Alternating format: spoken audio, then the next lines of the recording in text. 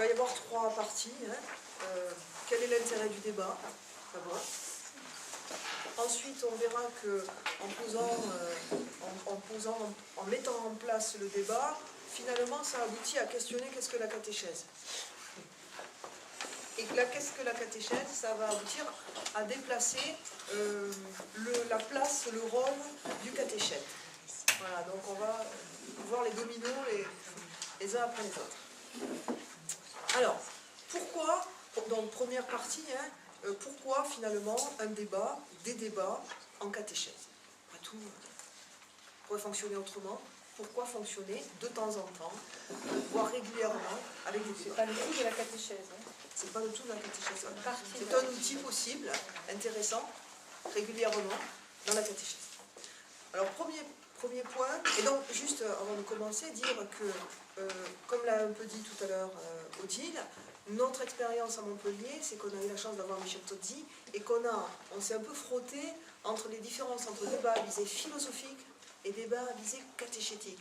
Donc, on a essayé de voir jusqu'où on pouvait s'approprier les méthodes philosophiques, et jusqu'où à un moment donné on était obligé de s'en séparer, malheureusement, parce qu'on a beaucoup apprécié la philo, et en même temps de se dire, en catéchèse, on est dans un autre geste, et il y a des questions qui arrivent qui n'arrivent pas en philo.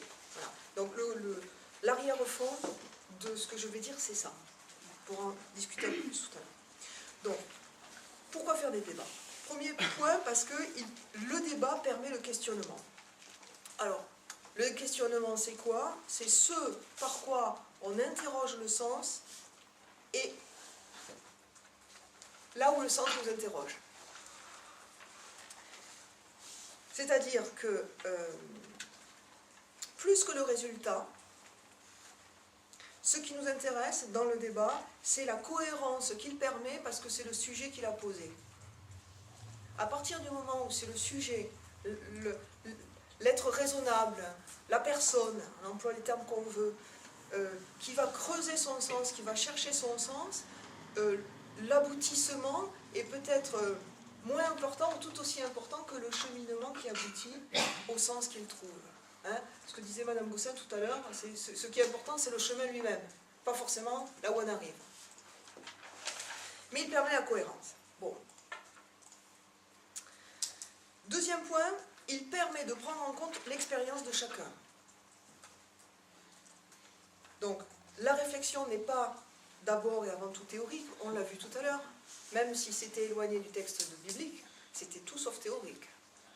C'est-à-dire que chacun a pris la parole à partir d'un vécu qui n'était pas explicité forcément en tant que vécu, mais il y était le vécu. Donc finalement, le débat, via l'expérience de chacun, il permet de rejoindre chacun dans ses attentes et son histoire. Donc c'est bien des personnes qui sont concernées dans le débat. Ce n'est pas des êtres théoriques. Troisième point, par l'écoute de la parole, la personne qui débat va être, et à la limite l'observateur pour d'autres raisons, mais la personne qui débat va être reconnue et valorisée. Voilà, il va être reconnu à part entière comme, alors du côté philo on va dire comme un sujet pensant, et nous on va dire comme personne, et peut-être même comme croyant. C'est pas vrai pour tous nos jeunes, mais en tout cas, on peut reconnaître quelqu'un qui se pose en croyant dans sa démarche propre, et peu importe si c'est pas exactement la même foi que son voisin d'à côté. Donc il est reconnu pour ce qu'il est. Quatrième point, le débat permet la confrontation à la pluralité. Alors, comment elle se joue cette pluralité? D'abord, je m'exprime devant d'autres, et on voit que pour certains c'est une compétence à acquérir, parce que c'est pas facile. Donc s'exprimer devant d'autres, mais également se plier au partage de la parole. Voilà. L'obligation de me taire quand on ne m'a pas donné la parole me permet, quand on me la donne, de m'exprimer et personne ne me la coupe. Vous voyez l'importance, c'est-à-dire que j'ai droit à parler, parce qu'à un moment, j'ai le devoir de me taire. Et ça, c'est quand même, au niveau de la pluralité, c'est quand même quelque chose d'extrêmement intéressant. Michel Tozzi dit par exemple que le débat est à visée philosophique et démocratique. C'est pour ça que j'ai eu un lapsus tout à l'heure, j'ai parlé de loi, parce qu'en fait j'avais ça en tête. C'est-à-dire que quelque part, c'est un apprentissage de la démocratie. Je ne peux pas être dans la toute-puissance parce qu'il y en a d'autres personnes qui existent. Donc cette pluralité, elle s'exprime, elle se vit, et ce qui est intéressant, c'est qu'elle se construit avec des alter ego, avec des pairs. Je me construis avec d'autres. Alors, petite parenthèse, en philo, tout le monde est à égalité. Parce que tout le monde est un être raisonnable. Ce qu'on a parfois en catéchèse comme problème, c'est qu'il y a des gens qui sont plus avancés dans un cheminement de foi, qui ont une expérience, qui sont plus en recherche, et d'autres qui sont là parce qu'ils sont là, et parce que les parents les ont mis là. Bon. Et parfois, ce décalage-là, il n'est pas toujours évident. Il faut le gérer. Voilà. C'est quelque chose à savoir. Mais au fond, on est tous au même niveau. Et dernier point sur la pluralité, et qui nous semble très très important, c'est comprendre que la question du sens n'est pas un exercice privé et intime, n'est pas strictement un exercice privé et intime. Ça veut dire que rechercher le sens, même si c'est le sens de ma vie, et ce sens il me concerne, et j'en suis responsable, et j'en suis garant, etc., il n'empêche que la recherche du sens peut se faire avec l'autre. Ce n'est pas un exercice strictement intime et privé. Au contraire, même, c'est la garantie que je ne pars pas dans des délires.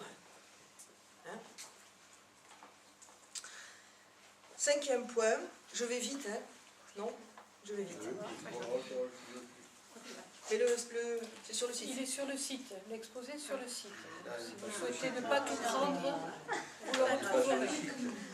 Alors il n'y a pas les petits à côté de Marie-Laure et les petites phrases explicatives. Ah, il n'y a pas l'accent non plus. Voilà. Et bon, il n'y a pas l'accent du temps. On mettra la vidéo dessus, donc vous la retrouverez. Bon, alors. Il va être temps de passer au deuxième. J'ai écrit jusqu'à combien d'ailleurs? On n'a pas de règles. Je m'arrêterai à minuit.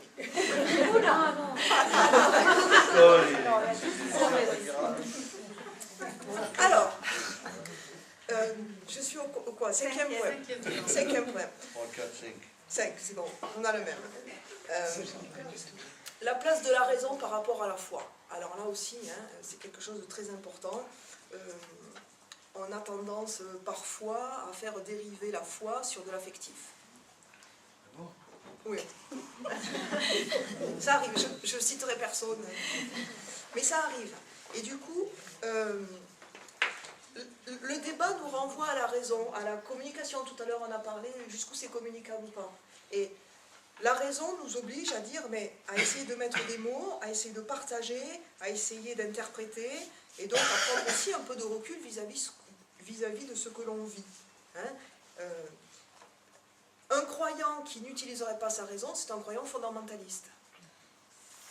Hein, on n'est pas fondamentaliste juste par rapport à la Bible. On peut l'être aussi sur plein d'autres choses. Sur les rites, sur sa propre foi, etc. Donc la raison, c'est cette garantie de distance et de prise de distance. Et pouvoir la dire, c'est pouvoir vérifier avec d'autres si je suis sur le bon chemin ou si je suis en train de me raconter un film.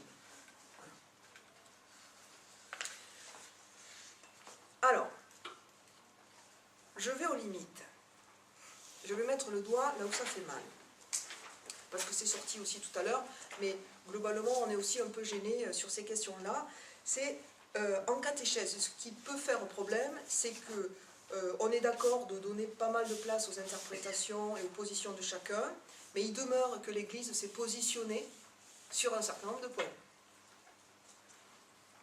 Donc par la tradition, elle a balisé un certain nombre de choses, ça peut s'appeler les dogmes, notamment, c'est-à-dire des vérités de foi qui sont posées comme indéboulonnables. Donc jusqu'où les interprétations énoncées dans la discussion catéchétique peuvent-elles remettre en cause les balises ecclésiales? Est-ce qu'on peut laisser, nous en tant qu'animateurs, laisser ces balises un peu bousculées? Donc vous voyez que derrière, il y a des grandes questions. Finalement, première grande question, quel est l'objectif d'un temps de catéchèse? Alors, est-ce que c'est de provoquer l'adhésion au Christ?